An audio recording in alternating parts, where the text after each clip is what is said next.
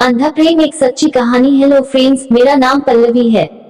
आज मैं अपनी सहेली दीपाली की स्टोरी आपके साथ शेयर कर रही हूँ। दीपाली मेरी पड़ोसी है और वह मेरी अच्छी फ्रेंड है, पर पिछले 1 साल से वह बहुत परेशान है।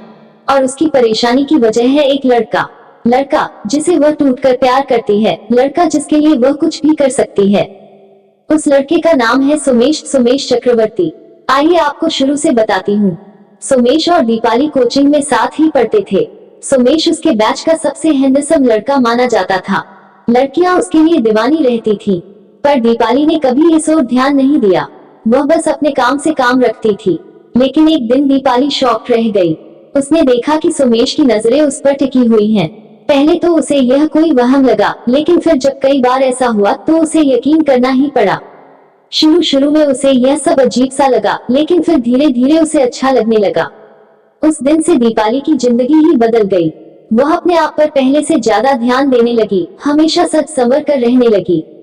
एक दिन की बात है, दीपाली कोचिंग से घर लौट रही थी। तभी पीछे से सुमेश आ गया। उसने अपनी बाइक दीपाली के पास रोक दी और बोला, आ दीपाली, तुम्हें घर छोड़ दूं। दीपाली उसे मना नहीं कर पाई। वह बाइक पर पीछे बैठ गई। सुमेश ने बाइक को पहले गियर में डाला और धीरे से बोला, दीपाली, मैं तुमसे कुछ बात करना चाहता हूँ।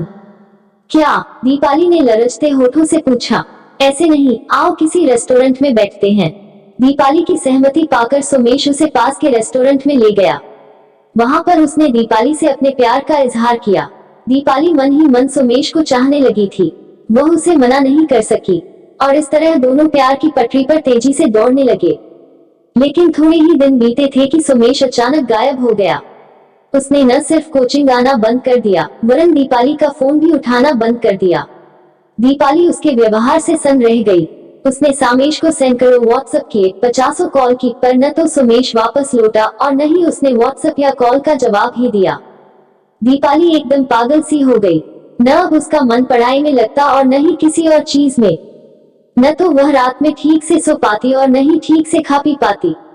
बस हर समय वह सुमेश को याद किया करती और रोती रहती। एक दिन की बात है, दीपाली अपनी माँ के साथ मंदिर जा रही थी। तभी रास्ते में उसे सुमेश दिखा। सुमेश की नजर भी दीपाली पर पड़ी, पर वह उससे अनजान बनता हुआ एक गली में चला गया। दीपाली का मन हुआ कि वह भाग कर जाए और सुमेश को पकड़कर झकझोर दे, पर माँ की वजह से वह जबत कर गई। पूजा से लौटने के बाद दीपाली ने शाम को मोबाइल रिचार्ज कराने का बहाना किया और उसी गली में जा पहुंची जिसमें सुमेश गया था। संयोग से सुमेश सामने से आता हुआ मिल गया। वह दीपाली को देखकर दंग रह गया। वह उसे लेकर एक दोस्त के मकान में चला गया और माफी मांगने लगा। दीपाली ने उसकी बातों पर यकीन कर लिया और इस तरह दीपाली की जिंदगी में फिर से बाहर आ गई। लेकिन अभी ज्यादा दिन नहीं बीते थे कि सुमेश एक बार फिर गायब हो गया। इस बार उसका फोन ऑफ जा रहा था और उसके माँ बाप भी मंदिर के पास वाला मकान खाली करके जा चुके थे। इस बार दीपाली बुरी तरह से टूट गई। उसने सभी से मिलना जुलना बंद कर दिया और दिन भर अकेली पड़ी पड़ी रोती रहती। मुझसे दीपाली की हालत देखी नहीं गई। मैंने सुमेश के बारे में पता करने का निश्चय किया। मैंने काफी दौड़ भाग की और अंत में मुझे इस काम में कामयाबी भी मिली। पर सुमेश के बारे में जो कुछ पता चला उसे सुनकर मैं शॉक्ड रह गई। दरअसल सुमेश किसी अपराधी गिरोह से जुड़ा हुआ था और उसने दीपाली को जानबूझ को अंधेरे में रखा हुआ था। मुझे यह भी पता चला कि दीपाली की तरह ही सुमेश के कई लड़कियों से संबंध थे और वह उन्हें सिर्फ टाइम पास का जरिया माना करता था। मैंने कई बार सोचा कि दीपाली को यह सच बता दूं, पर हर बार एक अनजाने डर ने मुझे रोक लिया। क्या पता इस सच को दीपाली बर्दाश्त न कर पाए और कोई ऐसा कदम उठा ले जिसके लिए मुझे जिंदगी भर पछताना पड़े।